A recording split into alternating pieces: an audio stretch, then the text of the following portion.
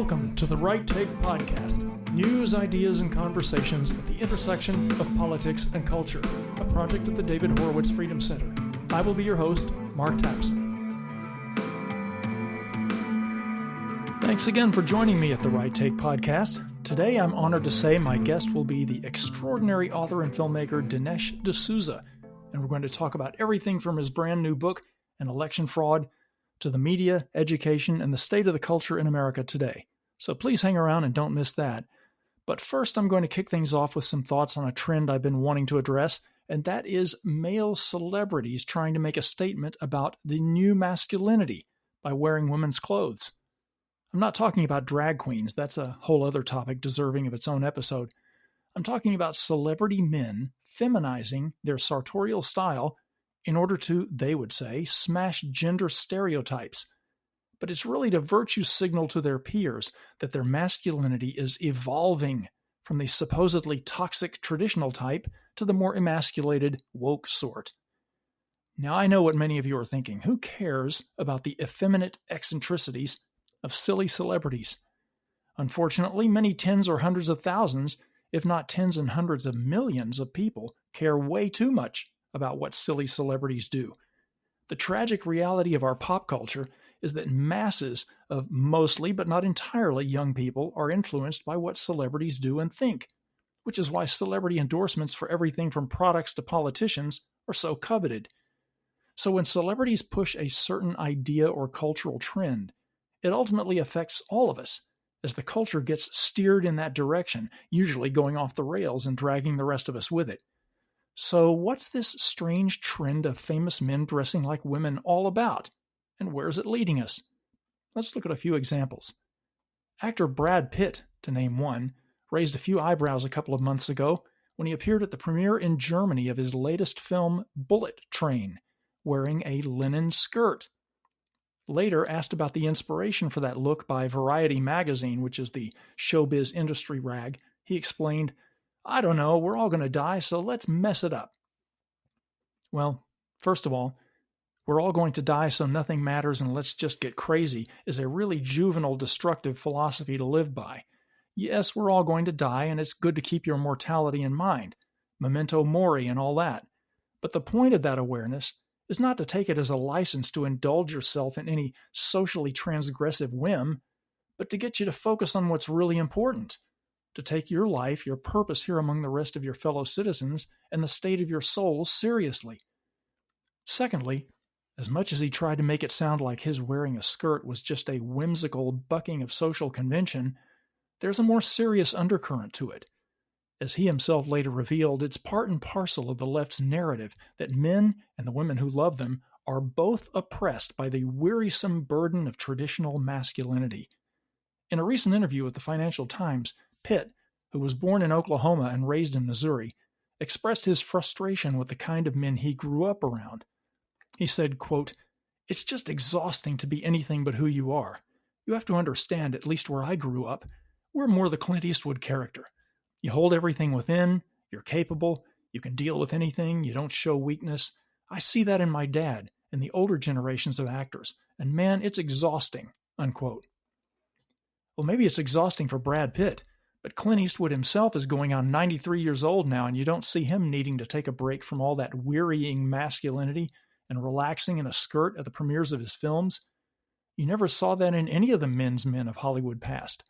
Steve McQueen, Charles Bronson, Gary Cooper, Marlon Brando, Paul Newman, John Wayne, Kirk Douglas, Humphrey Bogart, not one of those celebrity icons of masculinity ever felt the need to shake things up by wearing women's clothing. It would never have occurred to them, and their fans, both male and female, would have been repulsed if they had. But we're living in a time now in which traditional masculinity is demonized as toxic, not by ordinary people, but in the culture. And so there's a lot of pressure on men in the public eye, like Brad Pitt, to be relevant and to demonstrate that they are evolving toward a new masculinity which frees men of all that exhausting, strong, capable behavior and allows them to be who they really are, which is women. Pitt's co-star in the movie Bullet Train, Latin pop megastar Bad Bunny, I'm guessing that's not his real name, was praised for wearing a dress on the recent cover of the women's fashion magazine Harper's Bazaar. Apparently, he's been interested in women's clothing since he was a child, and now fame has given him the confidence to do, quote, whatever I want and wear what I want so I get to live life more authentically, unquote. Bad Bunny was featured in skirts and dresses as a spokesperson for a clothing line in a campaign called Le Splash. And back in May, at the 2022 New York Met Gala, the singer wore his hair up in some kind of a bouffant and walked the runway in something with puffy sleeves and a detachable skirt. He told GQ magazine that he prefers skirts to pants. I'm happy for Bad Bunny that he's living his most authentic life, but let's not pretend that he's representative of some desirable next stage of masculinity. And maybe you've heard of the singer Harry Styles. I'm not familiar with his music. He used to be with a band called One Direction, which sounds like a boy band to me, but I don't know. He's also an actor, and I did actually see him in a small role in an ensemble cast in the riveting movie Dunkirk about the evacuation of Allied troops pinned down on the French coast in World War II. And I confess I thought he did a great job, so maybe he's a talented guy. But he also has made just as much of a name for himself as something of a style icon by wearing women's clothing or mixing and matching men's and women's articles of clothes. For example, he made waves by appearing in a dress and other feminine clothing for a layout in the December 2020 issue of Vogue magazine, including on the cover. By the way, that's one more cover of Vogue than the petty, bitchy fashion industry ever allowed former First Lady Melania Trump to have, an actual model and an actual woman. Anyway, Styles has a very, let's call it flamboyant style, and is often cited as one of the celebrities setting the tone for this new, less masculine masculinity. Now, artists adopting a gender-bending style is nothing new in pop culture. Rock stars going back as far as the young David Bowie, for example, have indulged in this androgynous look and behavior, but that was different. Everyone knew that that was just rock stars flirting with sexual taboos. No one was claiming it represented an advancement to the next level of masculinity. Speaking of the aforementioned GQ magazine, this leads me to Will Welch, the 41-year-old editor of GQ, which used to be a style magazine for grown men, but for the last couple of decades, it's been a propaganda outlet pushing progressive politics and targeting a much younger readership. Welch has a tattoo on his hand of the words, "Want Nothing," over the outline of a desert island. Why is it always the most privileged, affluent cultural elites who put up the biggest pretense of yearning for the freedom of owning nothing? You don't see anyone in poverty-stricken areas anywhere in the world sporting a virtue-signaling tattoo about freeing yourself from the burden of possessions. This is a first in history, by the way, this pretentious indifference toward, or even rejection of, the capitalistic success that has made ours the most prosperous, comfortable civilization in world history. And it's entirely a feature of today's obscenely privileged anti-capitalist left, like the editors of fashion magazines. Anyway, 4 years ago, when Will Welch was named editor-in-chief of GQ, he set about remaking the magazine, which had been led by the raging leftist LGBT activist Jim Nelson for 15 years. Under Nelson's tenure, the magazine ramped up the progressive politics and promoted activists such as naming notorious national anthem kneeler Colin Kaepernick as GQ's Citizen of the Year. Nelson also granted unhinged political performance artist Keith Olbermann a twice-weekly GQ web series promoting his hate-mongering commentary on the 2016 election. And then, during the Trump years, Olbermann was given a series at GQ.com pompously titled The Resistance, as if Olbermann were some sort of courageous freedom fighter. Part of the remake under new editor Welch was a change of GQ's stance on what it means to be a man. He said in an interview, quote, "In my first days as editor, I just had this language, the new masculinity, because the culture was demanding that men change straight up. It was an important moment for us to do two things: reflect on this moment where the culture was demanding that men evolve, and lead, and show men what that evolution might look like," unquote. To announce his vision of what that evolution might look like, GQ released a fall 2019 cover featuring singer and producer Pharrell Williams in a sort of quilted gown-like coat, bracketed by the words, "The New Masculinity Issue," in a very frilly font. More recently, GQ's August 2022 cover features the aforementioned star Brad Pitt lounging on a bed of flowers in an electric blue Louis Vuitton shirt, quote, "looking like a cross between David Bowie and Joan Crawford in her later years," unquote, as one critic put it. I'm assuming that critic didn't mean for it to be flattering, because I don't think a cross between anyone and an aging Joan Crawford sounds like a good look for a man. But hey, maybe I just don't get the new masculinity. About this word evolution. Progressives use that word a lot in recent years in terms of masculinity. It implies that men are dinosaurs, stuck in some kind of prehistoric stage of development, and need to be guided toward a higher, more enlightened form, by which they mean less masculine and more feminine. Not just metrosexual, which refers to a narcissistic level of personal grooming, something most women don't like in a man, but really embracing one's supposedly deeply repressed feminine side. Here's an example. A recent article noted that the next films in the James Bond movie franchise will have bigger roles for women and a more sensitive 007. This is according to producer Barbara Broccoli, who was quoted as saying, quote, "Bond is evolving just as men are evolving. I don't know who's evolving at a faster pace," unquote. Well, I can tell you where the Bond franchise is going to evolve to if they feminize Bond: bankruptcy. A feminized Bond is quite simply not Bond. Okay, back to GQ. Editor Will Welch has said, quote, "We're not saying men of America dress in a gender-neutral way or wear women's clothes," unquote. Yes, he is. That's exactly what they're calling for. That's what the cultural elites are telling men now is dress like women. Better yet, become women. The absolute high point of cultural identity now is to identify as the opposite sex, and preferably commit to that by surgically mutilating your body and blasting it with irreversibly damaging hormones. Our cultural elites now demand that you not just tolerate, but celebrate this satanic inversion of nature. All of this celebrity nonsense sounds silly and pathetic, and it is, but it's indicative of the confusion about masculinity, the subversion of masculinity that has been sown by the progressive elites. It's reached the point where movie stars are virtue signaling their rejection of traditional masculinity by flouncing around in women's fashions and pretending that this is some kind of higher plateau in the evolution of manhood, and that the old masculinity, in the days when men weren't pressured to act like women, is obsolete and poisonous. The upshot of all this is that masculinity in America and the Western world in general is in crisis. For a number of reasons, not just because of Hollywood effeminacy. But a primary reason is the left's propaganda that traditional masculinity is a repressive mask, a toxic straitjacket, and that men can only free themselves and live authentically, like Bad Bunny, by throwing off those chains and becoming more like women, including by literally dressing like them. What's the goal, the end game of all this? I'm glad you asked. It is the eradication of traditional sex roles for men and women.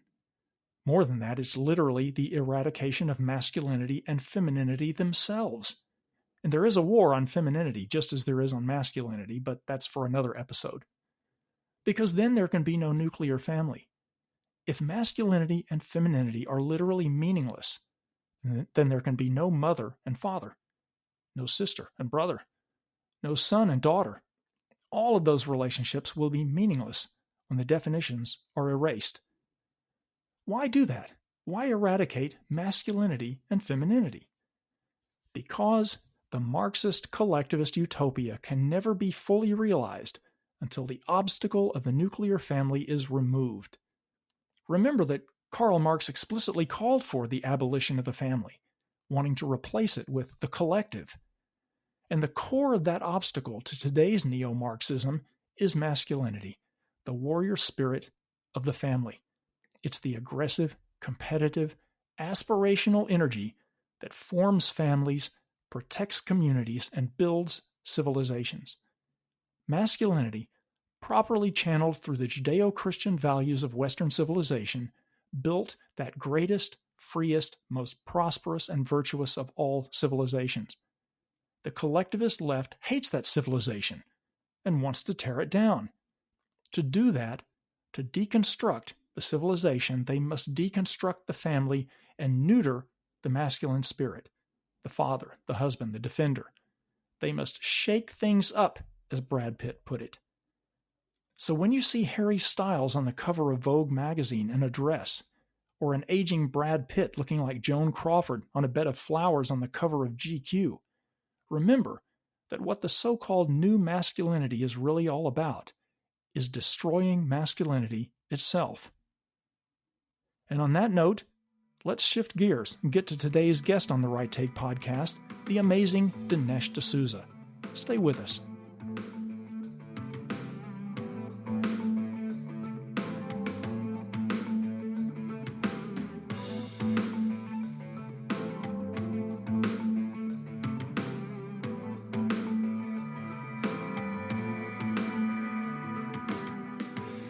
My guest today on The Right Take is genuinely a man who needs no introduction, but just because he doesn't need one doesn't mean he doesn't deserve one. Dinesh D'Souza is a best-selling author, an award-winning filmmaker. He's an immigrant who grew up in Mumbai, came to the United States in 1978 as an exchange student, graduated from Dartmouth, and then went on to become a scholar at think tanks like the American Enterprise Institute and the Hoover Institution. Dinesh has written about 20 books. Is it 20 or how many, Dinesh?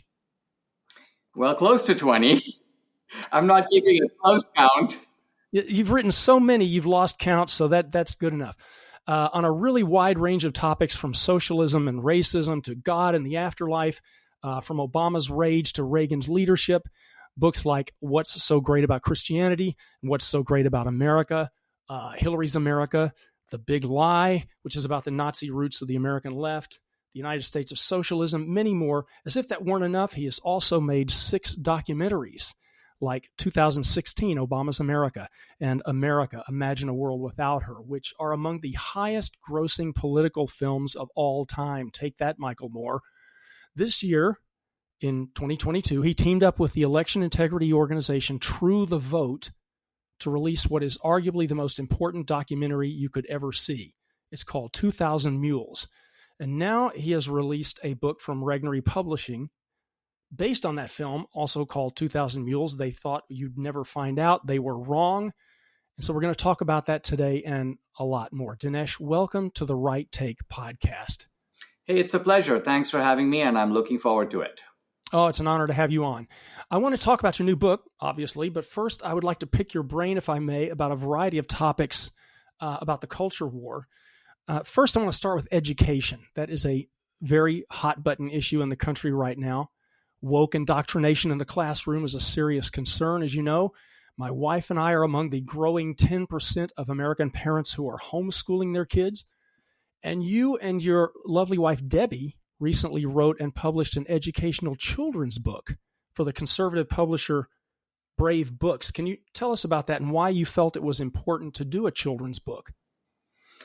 Well, the Brave Books people came to us and they said that they were doing a series for children. They've created a kind of animal world, and they're doing a series inside of that single story.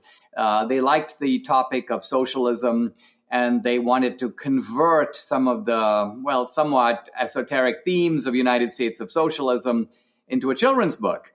And I thought, wow, this is going to be tough because, first of all, children don't know what socialism is and how are you going to explain all this? But I thought it was an intriguing idea. Now, my wife, Debbie, is a former school teacher, and she's taught first grade and second grade, but she's also taught 12th grade. So she has a very good feeling for kind of the cognitive development of youngsters and how, in what language, so to speak, you should speak to them.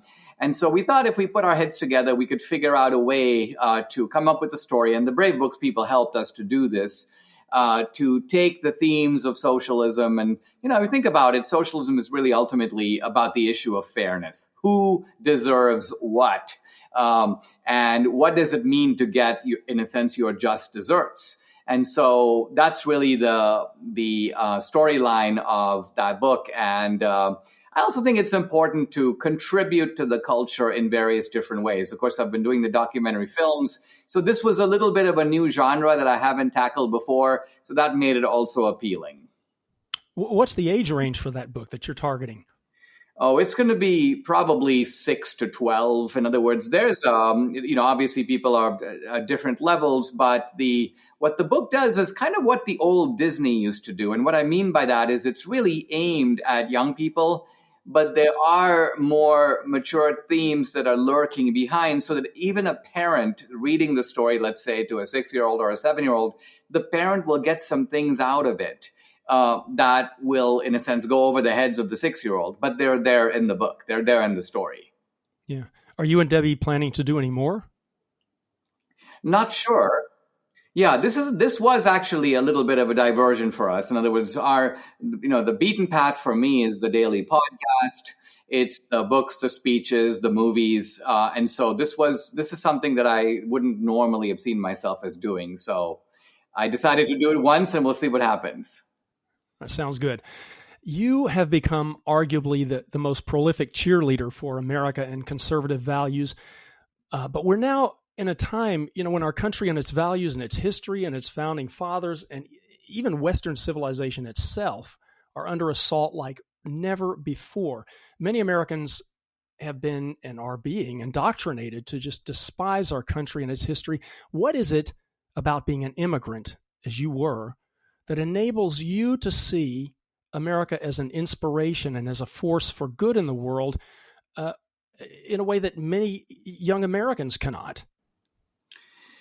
I think one factor is that the immigrant is using a comparative, or you may say historical frame of reference, whereas the native-born American is using, let's call it, a utopian frame of reference. And here's what I mean. If you were to ask Jesse Jackson, he says, America's a racist country, or Al Sharp, this new fellow, Ibram Kendi, who writes these books on how to be an anti-racist. You say, well, what's so bad about America? He goes, well, not everybody in America is treated equally.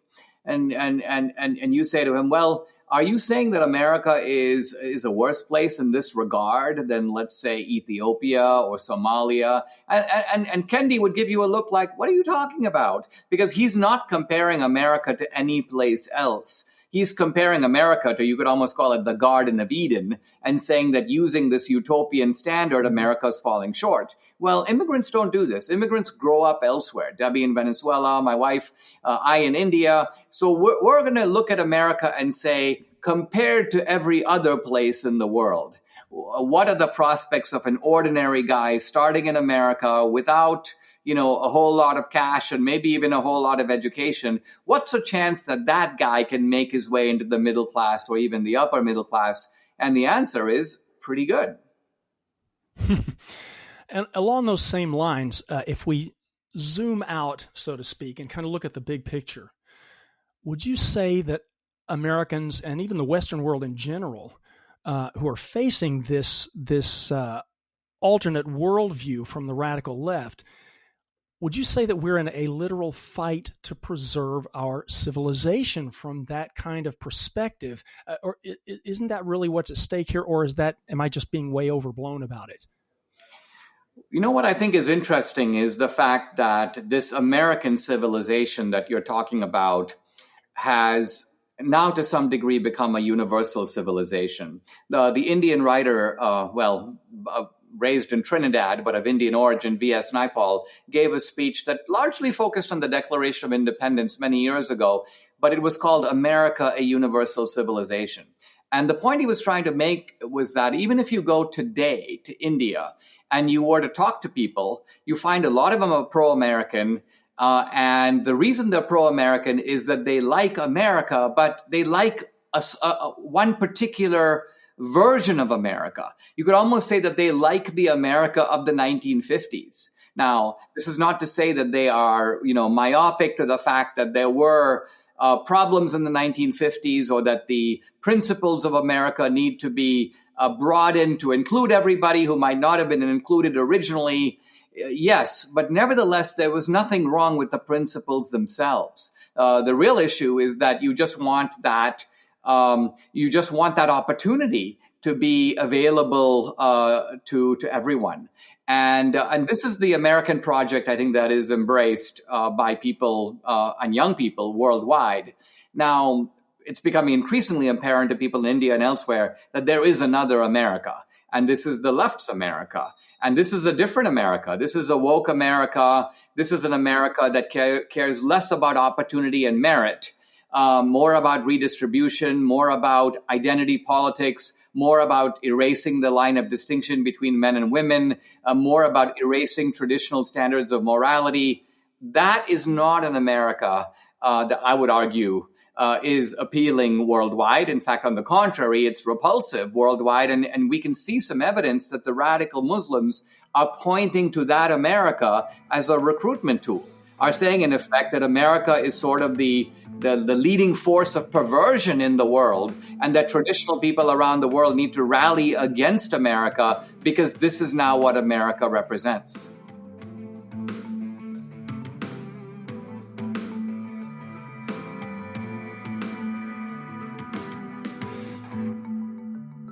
When you look around at the cultural and political landscape today, is there one issue that you could say is most concerning to you, or that you feel is the most crucial front in what we often refer to as the culture war?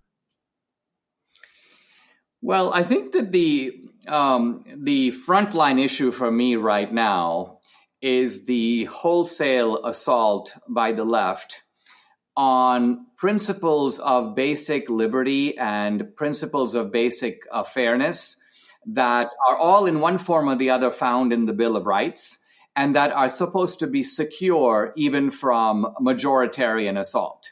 So the Bill of Rights, as you know, these are individual liberties. I have a right to free speech, and it doesn't matter if 51% of Americans, a majority, disagree. They don't have the right to suppress me.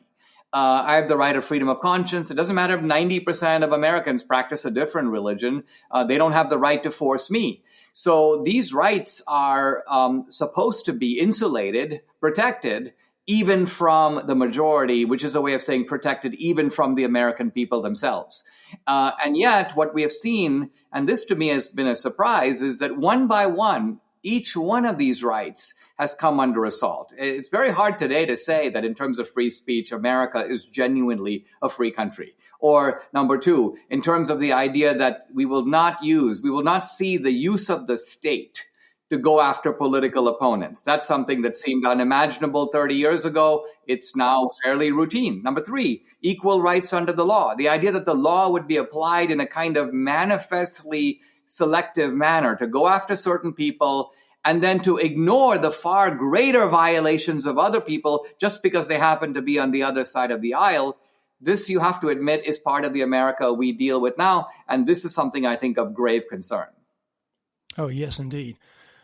Speaking of grave concern, let's talk about your brand new book, 2,000 Mules, which, as I mentioned before, has the same title as your astounding documentary from earlier this year. Both the book and the film pose and answer the questions: who really won the hotly contested 2020 presidential election, and was that election stolen? First, let me ask, why did you follow up the film with a book? Well, this is actually kind of my normal practice. And by that, I mean, really going back to my first film, 2016 Obama's America, that was loosely based on my book called The Roots of Obama's Rage. Later, I did the film Hillary's America with a book. Now, typically, I released the film and the book at the same time. But what happened in this case is that the film outran the book, by which I mean that I wanted to get the film out fast.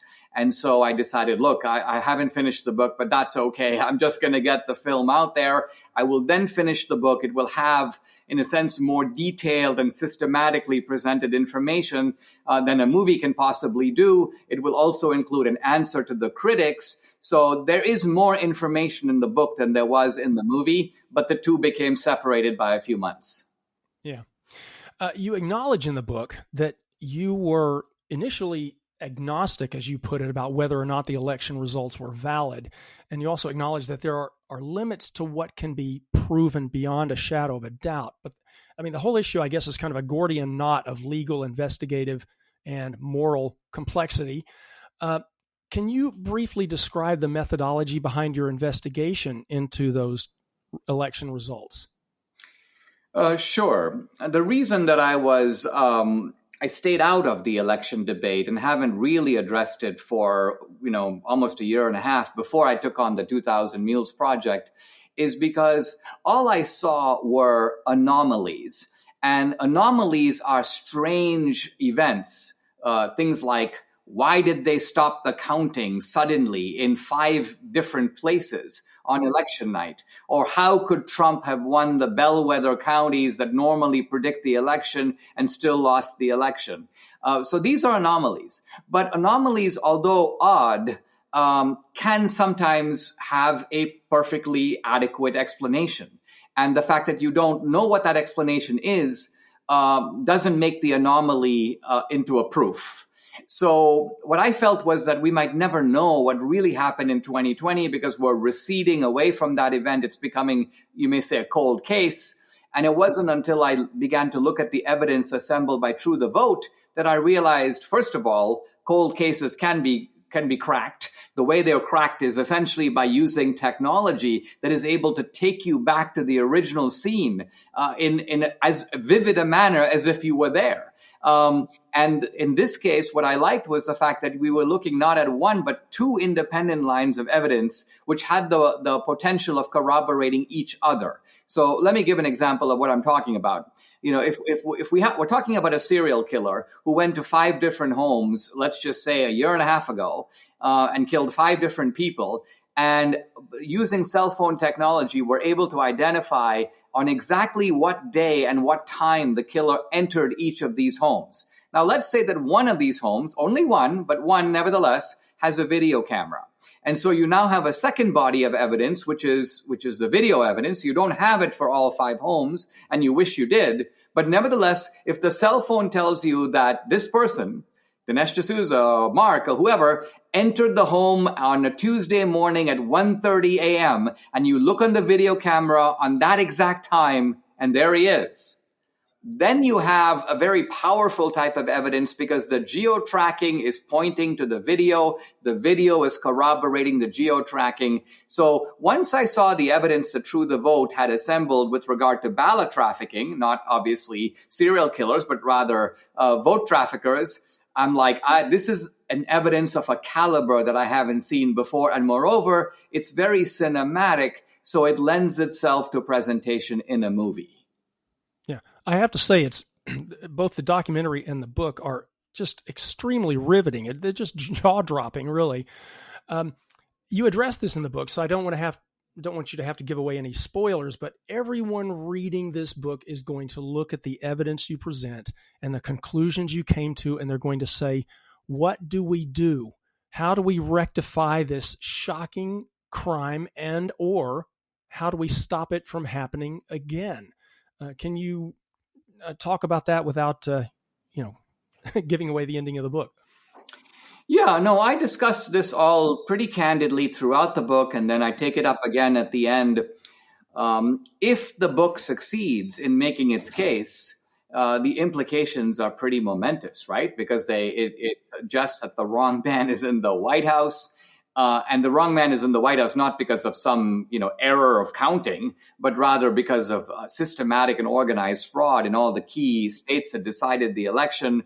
As far as I know, this is unprecedented in U.S. history. Not that fraud has never occurred before, and it's arguable that in the 1960 election there was a fraud in Cook County, Illinois, maybe a little bit in Texas, that helped to give JFK the election over Nixon. But we're talking about coordinated fraud in all the key battleground states. So this is a very serious matter. And I even point out that we are in constitutionally uncharted territory because essentially the Constitution says that the votes are, you have the election, and then the electors cast their votes, and then both houses of Congress ratify what the electors have done, and then the president basically takes office. And the Constitution doesn't really say, well, what happens if you find out later that the guy who is sitting in the White House is the beneficiary of illegal cheating by his own side that is responsible for putting him there? The Constitution really offers the sole remedy, it seems, of impeachment. And I point out in the book that would seem to be an inadequate remedy, because even if you get rid of Joe Biden, you basically get the other beneficiary of the cheating, Kamala Harris, to take his place. So I'm fully aware of the fact that this is not an easy problem to fully rectify. Yeah. In a country in which the news media weren't simply a propaganda arm of the Democrat Party, this would be the biggest political news story of the decade, if not the century, would it not? But instead is dismissed as a right-wing conspiracy theory. Of course, all the so-called right-wing conspiracy theories of the last couple of years have been proven true. But how do we push back against this false narrative that is being constructed around this by the mainstream media, by government leaders, even by some Republican leaders, and by left-leaning academics who will eventually write the history of this critical moment in American history? How do we push back against that narrative? So I think you're pointing to a larger cultural task that really goes beyond politics and really goes beyond the imagination of many Republicans at this point. Many Republicans would be very content if Republicans swept the House and the Senate, paralyzed Joe Biden for 2 years so he couldn't move legislatively, and then if Republicans took the White House in 2024. But it seems to me that, ambitious though that agenda is, it pales beyond what really needs to be done. And what really needs to be done is that we need to create an alternative culture inside of America that involves our own schools and our own universities and our own movies and our own stand-up comedians. In other words, we need to create our own America inside of America. Without that, we will not only be at the mercy of the other side, but we will literally be subsidizing our own destruction. We'll be paying for universities to indoctrinate our kids against us. We'll be paying for entertainment that perverts our values. We will be supporting companies that are promoting a woke agenda, and we'll be helping to bankroll it. So this seems to me to be the broader cultural task at hand. And some of the difficulties encountered by 2000 Mules are because we are in this unlevel playing field. We have media, but it's small. Our megaphones are really small compared to theirs. Oh, I totally agree with everything you said about the parallel culture. Conservatives generally don't make very good political activists. We don't like making politics central to our daily lives, unlike the left. We don't community organize that well. And it's hard for someone who isn't you to help move the needle of the culture unless they own a movie studio or a cable network or something. Can you offer a couple of suggestions as to what the average American can do in this culture war to help sort of create and support, as you mentioned, this parallel culture? Well, there have to be things. There can be things that are done by the ordinary citizen, but there also needs to be a lot of things done on, let's call it, the supply side. So, for example, what can the ordinary citizen do? Well, in the area of election integrity, what you can do is you can participate in the actual election process. I'm not talking about just going in and voting. And I agree with you that even myself, for many years, I would just go vote, pull the curtain, cast my ballot, assume that the process itself was sound, that the votes were going to be accurately tabulated.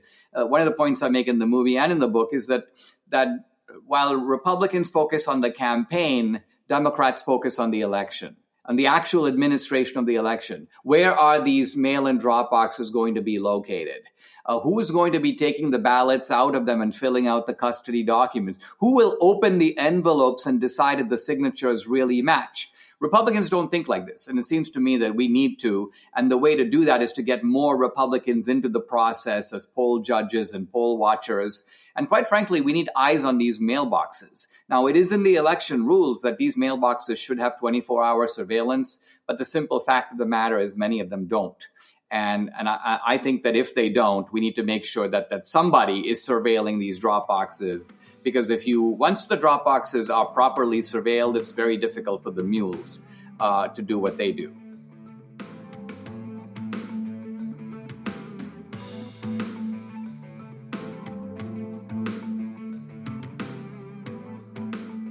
Just to get back for a moment to the narrative I mentioned being constructed about the election, excuse me, immediately in the wake of the election, Democrat leaders and the left-leaning news media colluded basically to smear anyone who was concerned about the validity of the outcome and described it as what they called the big lie. How many times have you heard the media use that term, the big lie? And they smeared those who were concerned about the results as election deniers, which you have to believe is intentionally worded to echo the term Holocaust denier. Of course, we consider Holocaust deniers to be awful people, if not actual neo-Nazis. So, and what's funny is the left has a long history of election denial itself. But anyway, anyone legitimately skeptical of this patently suspicious voting result has been demonized as a threat to democracy. Is the left intentionally pushing Trump supporters and conservatives, generally speaking, to a kind of a breaking point by demonizing us in this way in the hopes that we will prove them right about how we are the real violent threat to democracy? It seems to me pretty clear that is what they are trying to do. They are trying to push us over the edge and then go, see, we told you. And they're doing it using a very creepy playbook. Now, a lot of conservatives think that this playbook goes back to Obama, but I think it actually goes back even earlier to Bush and to the kind of the war on terror. Because if you followed some of the cases, which, to be honest, I was inattentive to and even a little blind to at the time that they occurred, it's only in retrospect that you go back and look and you begin to realize, wow, this pattern of kind of staging events in order to create a narrative or to support your narrative is something that the FBI actually became good at in the aftermath of the war on terror. Because basically the FBI, after 9/11, probably, Mark, you and I would have predicted that there are going to be a lot of other incidents like this, but there weren't. And so what happened is that the FBI realized that in order to keep the issue on the forefront, and not to mention keep the level of public anxiety high and keep the money flowing into the budgets of the deep state, they sort of had to create terrorism where none existed. And so what they would do is they'd go to a couple of Syrian guys who were, students at NYU, who are basically radical Muslims, and they would say, oh yeah, I'm going to blow up the United States. But of course, these guys lived with their moms. They didn't have passports. They couldn't possibly join Al-Qaeda or ISIS. And so what does the FBI do? They go, hey, have you ever thought about, they have an informant. Hey, you ever thought about joining ISIS? Oh, I don't have a passport. Well, how about if we get you a passport? Would you consider traveling to Pakistan? Well, yeah, but I don't have any money. Well, how about if we give you money? Would you consider taking an air ticket? Well, yeah, I guess in that case, and then they bust them. Wow, look at us. We're amazing. We just busted this amazing terror plot and these guys want to join ISIS. If you look at that playbook, it is not far removed from the Whitmer kidnapping playbook, which is not far removed from the January 6th playbook. So, yes, I think that there is a conscious effort supported by digital media through censorship, promoted by the media, to try to validate the idea that Trump supporters are not only critics, but are sort of violent domestic extremists who need to be put on watch lists and who need to be treated as enemies of the state. And with that in mind, would you say, as someone on MSNBC did last month, that what all this points to is that we are actually in a sort of a cold, or maybe even not so cold, civil war in America? I think that is a clinically accurate phrase, and I would say that what makes the whole thing so creepy is that. See, the left has almost had a virtual takeover of the main institutions of the culture, including some institutions that were previously considered conservative. Who would have thought that the FBI would be taken over by the left, or the CIA, or the Defense Department, certain divisions of the police, or the Boy Scouts, or even large corporations, which always had some prominent Democrats in them. But I think if you took a survey of corporate CEOs circa 1980, probably the majority of them would have leaned Republican. So the cultural takeover by the left is frighteningly complete. And even though politics is divided, culture in that sense is not divided. And this is why I say it's not always up to the ordinary guy. If we want to encourage conservative comedians, we need to provide some alternative to the improvs where young comedians kind of cut their teeth and gain experience and become better at what they do. If we're going to fight the woke universities, I don't see a way we can take 300 universities back. We have to think of new ways to create online education that is so world class and costs so little that it essentially destroys the existing model of higher education. So all these things are doable, but they do take money and a lot of creativity to do.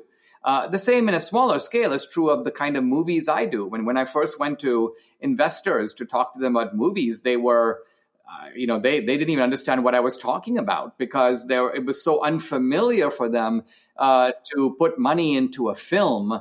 But I think there's now a slowly developing awareness of the task ahead, and it's coming late in the game, but it's better late than never. Let me ask you a question about the American experiment. I know some conservatives look at what's going on in the political and cultural arenas and they say, well, we're screwed. The American experiment is over. And, it had a good run while it lasted, but it could not hold out indefinitely against the left's pursuit of the will to power. So it's done. Are you optimistic or pessimistic about the American experiment? Well, that's a hard question because I find myself, there are certain things that give me grounds for optimism. On the other hand, we have seen an unraveling in the last few years that is at a faster pace than I would have thought possible. Just think back 10 years or 15 years, if you looked at the technological community, it was left on cultural issues, but fairly libertarian on economic issues. So to put it differently, it was economically conservative, but culturally liberal. But what's happened in the intervening decade is that the tech moguls made so much money that the economic motive, you may say, almost went off the table. And so they've succumbed almost completely to the cultural left. And now you have the Biden administration literally giving marching orders to tech platforms, censor this guy, take that guy off. And think of it. What is the meaning of the First Amendment, which says government shall make no law, Congress shall make no law restricting free speech or freedom of the press, when the government is working almost fascist style hand in hand with tech platforms to achieve things that would be unconstitutional if the government itself did them directly? Well, I think that sounds like a good note on which to end this. Dinesh D'Souza, thank you very much for your time, your great insights. Thank you for joining us on The Right Take. Please keep up the great work, sir. I appreciate it. It's always a pleasure. The Right Take with Mark Tapson is a project of the David Horowitz Freedom Center and Front Page Magazine. Unauthorized reproduction of this podcast without express written consent is prohibited.